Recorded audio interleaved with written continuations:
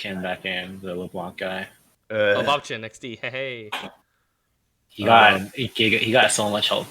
2-5? To be honest. 2-3. 2-3? Okay. He like permafroze the lane. I got screwed. Is Bobchin So I even don't good? know how to avoid Still? that. He's still pretty decent, yeah. He just doesn't play that much anymore, I don't think. Or he plays like more for fun. Like he's a streamer now. Yeah, he's an LB one trick now. He plays decent Aurelia. I always play against his Aurelia. I don't play against his LeBlanc. Interesting. Okay. Let me share my screen. There you go.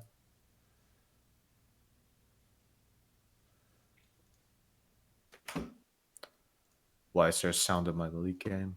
There it is. TF versus Aurelia, huh? Yeah. Pick into this matchup, or did he pick into you? Oh, I picked into him. I thought he'd be decent. Pretty hard. But yeah, it was kind of hard. It is hard. So what do you know why it's hard? I need to walk up. The only way I can farm is with Q. I can't ever use my card to do anything because he'll do a stash to the minions and hit me. So the reason why Aurelia mid is like the outlier in a lot of cases is because the champion like breaks like a really important rule in League where most champions cannot contest the enemy champion if the wave is bigger than the other.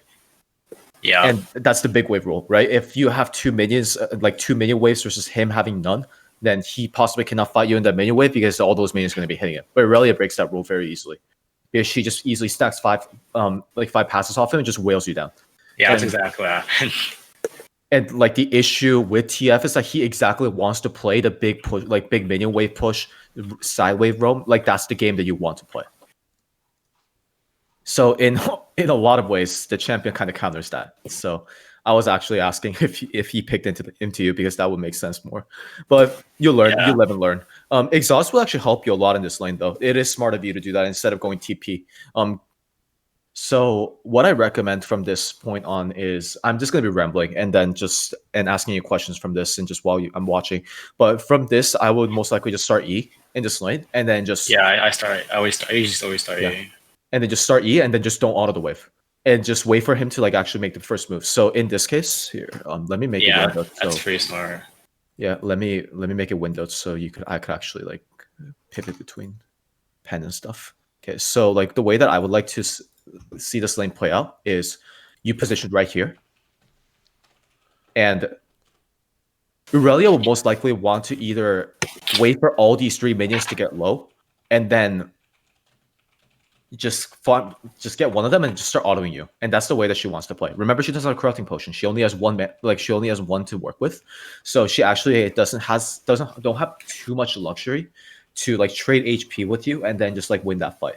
So when that happens, then your thought process should be always to trade your HP for hers, because you have 3 pots and she has 1, and if you're able to deny her off of this 1 wave and then get first to 2. And she doesn't have her level 2 yet, then you're actually effectively be able to like continue your lead until level 3, where you're going to be able to crash the wave and then potentially even cheater recall, or just like apply pressure to side wave so you don't get cheesed by Shaco. That's also another scary part about this lane. So let's see how this lane plays out. So just not last hit for a little bit. And when that happens, what will result in? Oh shit! You're playing with a Shinshin. I just realized I was with Shinshin. You should have dodged. Anyway, you got the camp treatment. Yeah. So when this happens, which lane if you have to auto attack, and if you have to auto attack to stack your passive, what should you auto attack? Out of these 3 minions? No. Like in general, like these 3 are not the only one in like problem, because you can technically last hit them, right? You don't necessarily need to hit them too much if you actually want to like stack it for the sake of like getting 5 quickly, so that you could deny these guys from being hit. So how many like these guys are going to take up to like 2 to 3 rounds before they're going to be vulnerable to Aurelia Q. So during that time, you need to pretty much match those auto attacks, if not and then just get the passive up ready, because you already have 2, and then you just need to get the third one out. So what I'm trying to lead you to saying is that you should be hitting these instead of these. The range. The reasoning behind it is simple. These are simply dealing more damage to these minions, and as a result, like if you're able to like get one of these low and then take one of them out, the effective DPS that they have towards these minions are significantly higher than the ones in the melees. In fact, if the melees stay alive and they soak up damage, then what's going to happen is that the wave is going to be stacking bigger. So I'm pretty sure you know this rule, but the best way to effectively set up slow pushes in the earlier stages is actually killing these ranged minions. Because if you kill these ranged minions, then these melee minions stay alive for longer. And these are the tankier ones instead of these. And what that happens is that the minion wave will stay in this specific place for longer instead of moving around. And when they stay in a specific spot, then they're going to be like minions are going to be arriving faster. And if these survive and they don't, then they're going to be tanking more minion waves, and as a result, the wave is going to stack up even faster. Okay. That's a genuine rule that this game possesses, and that's something that I don't see too many people abuse. But anyway, and when that happens, just last hitting these is completely fine. I'm not saying that you shouldn't. That's ridiculous. But when this happens, what will result in it is that you're going to be able to be put in a situation where this guy can't do this. Because the range scrapes. Because in this situation, what is more important to you? Is it just this one minion after you get 3 levels, or is it that you wanted to deny Aurelia these stacks and prevent her from potentially trading you at level 1? I would want to prevent her from.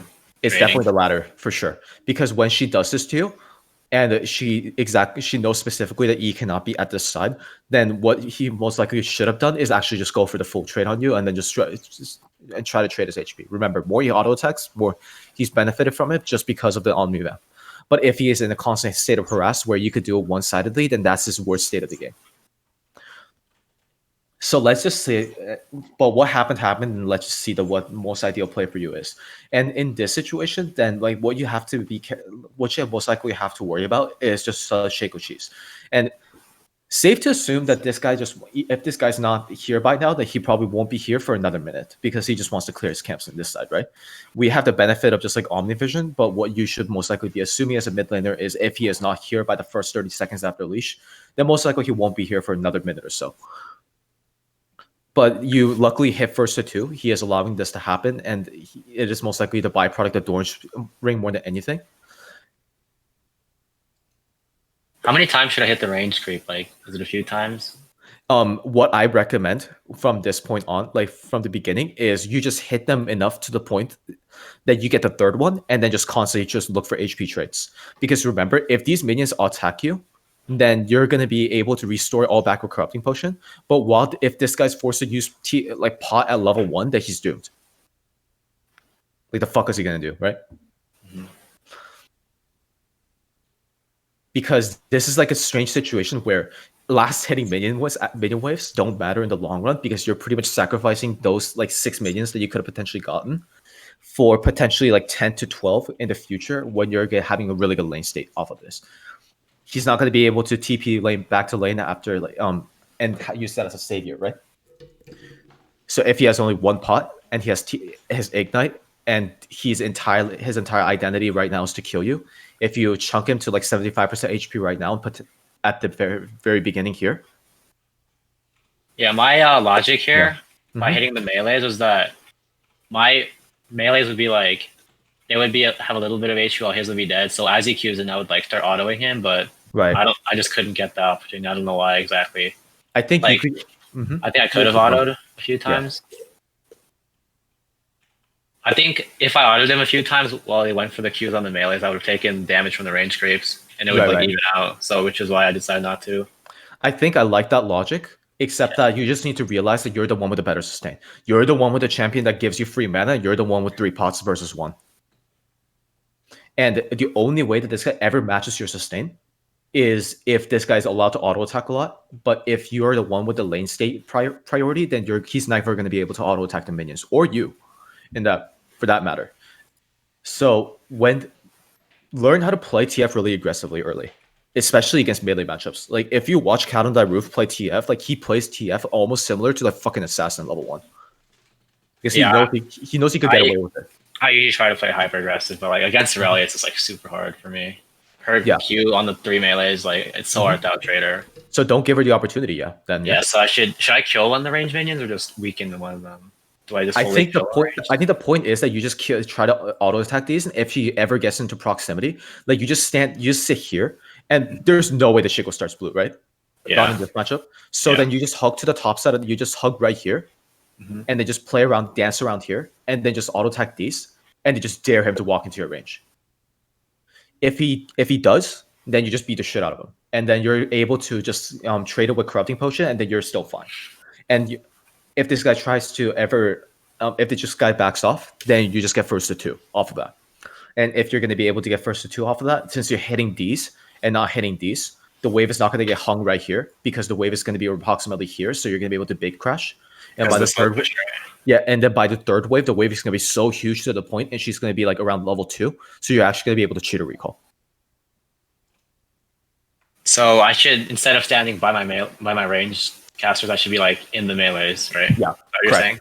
Yeah, like preferably here because you don't want to get cheesed by Shaco, because you will get cheesed if you stand in the middle of the wave and you do this. Like this guy was spamming Shaco to come to this lane.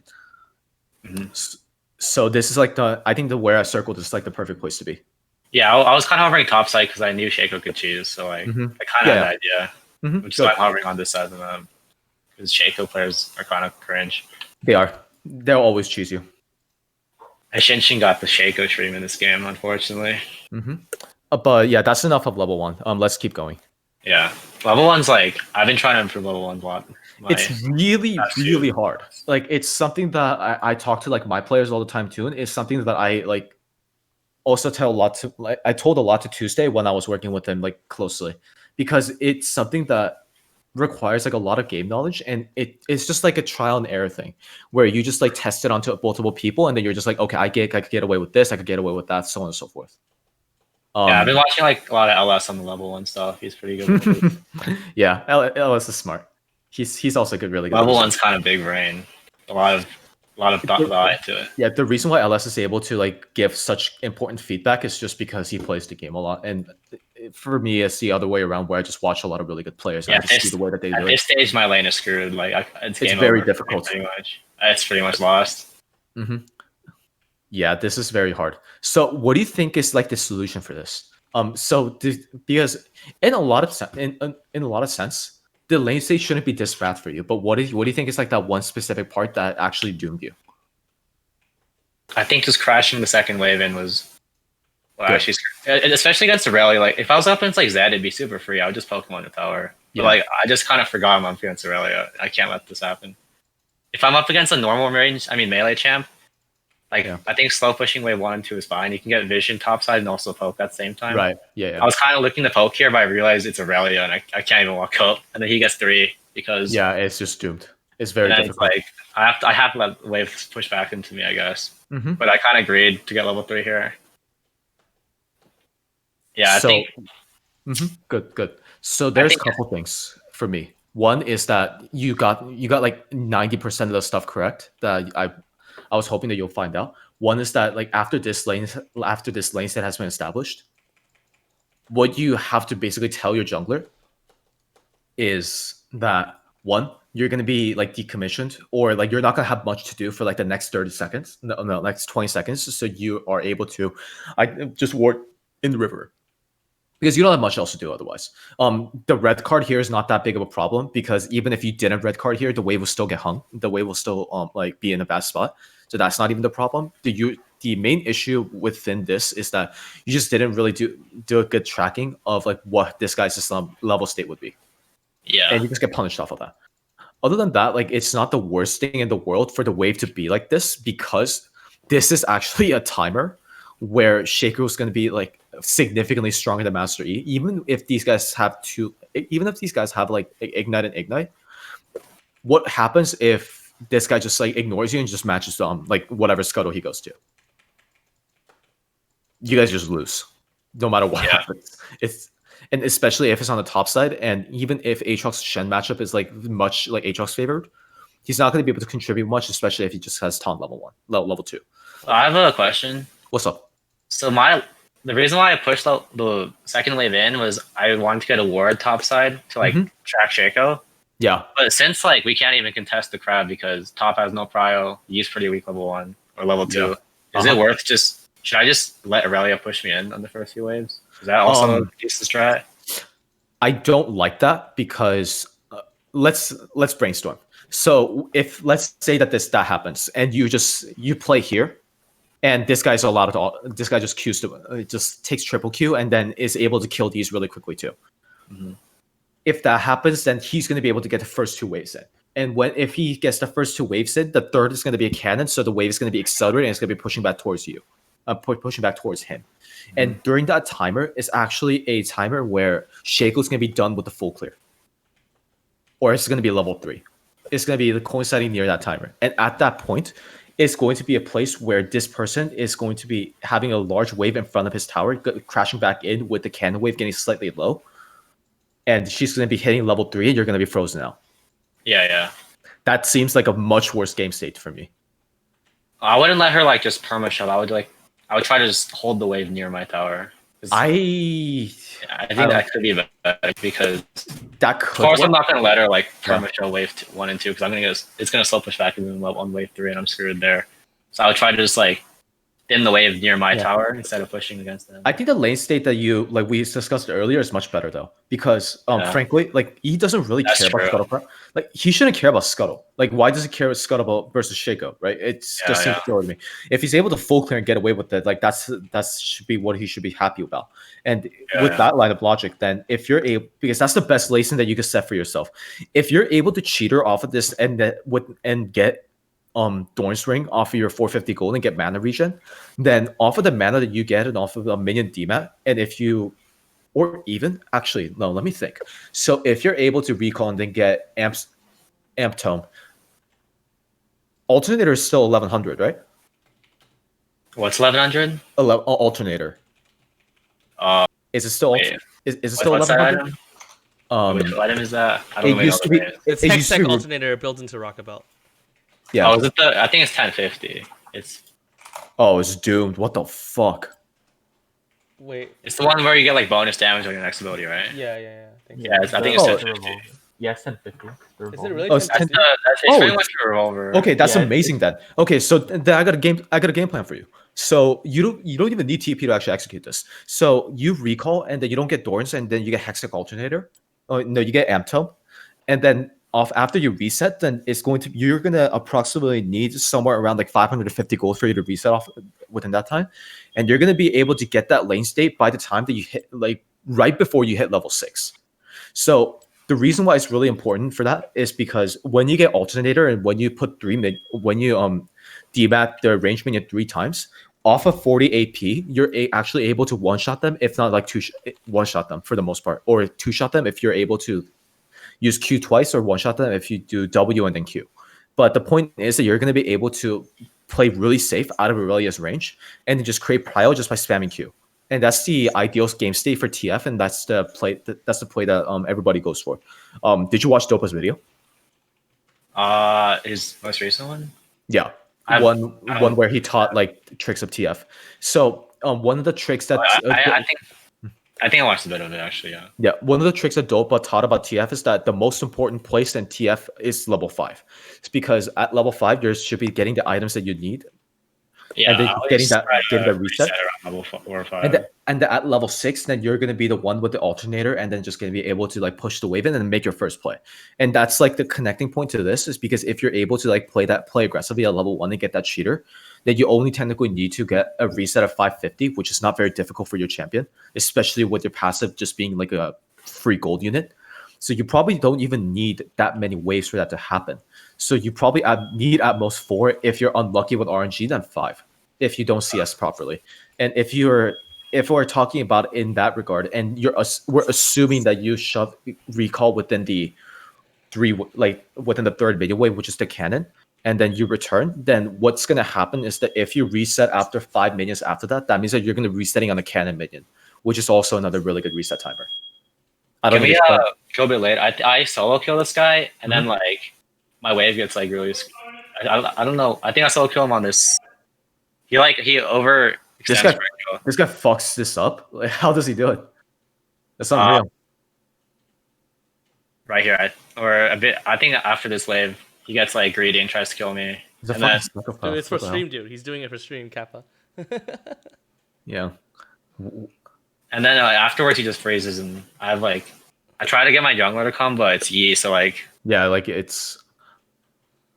Oh, what a fucking enter! He flashed. Oh, what an enter! Oh Okay. my lord, Bobchin. This really saved my lane, but like, I was thinking, but he just freezes and then pulls his jungler over and support over. Mm-hmm. And like, I'm not sure what to do in that situation. I just wanted to go over that a little bit. Let me see. Here, I think my lane is really good. Like, yeah. wave is like on my side. Let me see. I buy Seekers because someone told me the Shaco is going AP. I mean 80. Yeah. So This Seekers wave, really OP against 80. It just got nerfed, by the way, didn't it? First off, don't touch this wave. The wave was actually really good because it was 4 ranged.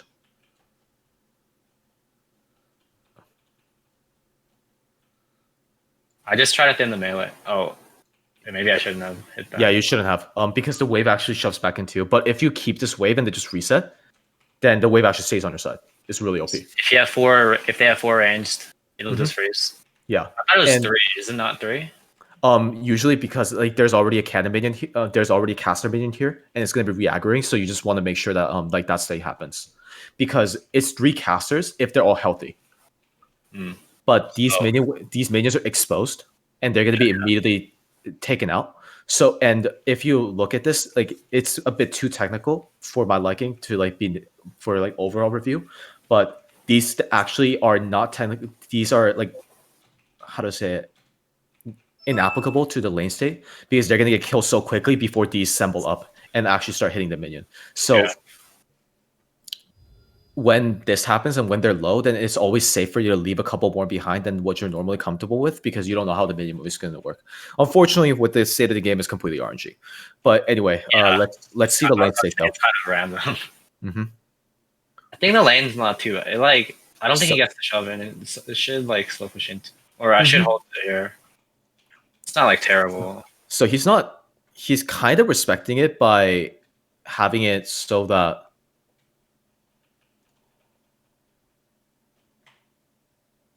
this is not bad.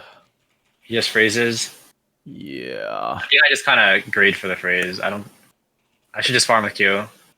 I thought I could shove this in. Let me see. So this might be a point where you just have to escort the wave in. But I'm wondering if Aurelia has kill pressure on you. I don't think she does right now, because you have Seekers. So like that's one additional thing. And this guy only got like a corrupting pot. So if you escort this wave in, and even if this guy tries to like WQ and then try to engage on you, then off of your sustain, I'm pretty sure like he can't even kill you. And that's like the only way that like this guy, his counterplay is. So if you escort this wave in and then just like pull out and then just like auto attack him to make sure that the wave crashes, and I'm pretty sure this problem is just avoided. Yeah. Because in this timer, there's not much that this vision control is actually going to be able to do. It is a good habit for you to do this. It's not a bad thing at all. But I'm just trying to think of like potential applications that this vision control could have, because invades are not possible. And also river control is mainly used for like scuttlecraft control, which is not that great, because Aphelios is not in a position where he could help as much, and the wave state is really bad for him. Yeah, I should have probably done that. You're right. Yeah. I didn't even know he could freeze. I looked. The wave looked really close to tower. I mean, it was pretty big. Yeah, I think you wouldn't even go for it. Yeah, I think you just have to get into a habit of just escorting waves in this situation. It's a hard thing. I didn't even know you could freeze here. You have to usually like go in the river bush to try to hold a freeze, but yeah, you could just people just use here. Yeah, I guess my wave's big enough. It's like if it's only 3 range, you have to go into the river bush, where it doesn't really freeze too well. Yeah. But yeah, it's a simple fix. It's not that big of a deal, I think. Because if this happens, then you're kind of doomed. I just try to get the wave in at this point. Yeah, you have to. It still doesn't work. Because after that freeze, like you kind of don't have a counterplay. And this guy just has the easiest lane in the world now. He just crashes the wave, like resets, and then he has an item lead on you. And then from this point on, your nightmare starts because he's going to be just doing the same thing over and over again. Yeah. You should. Just escort that in.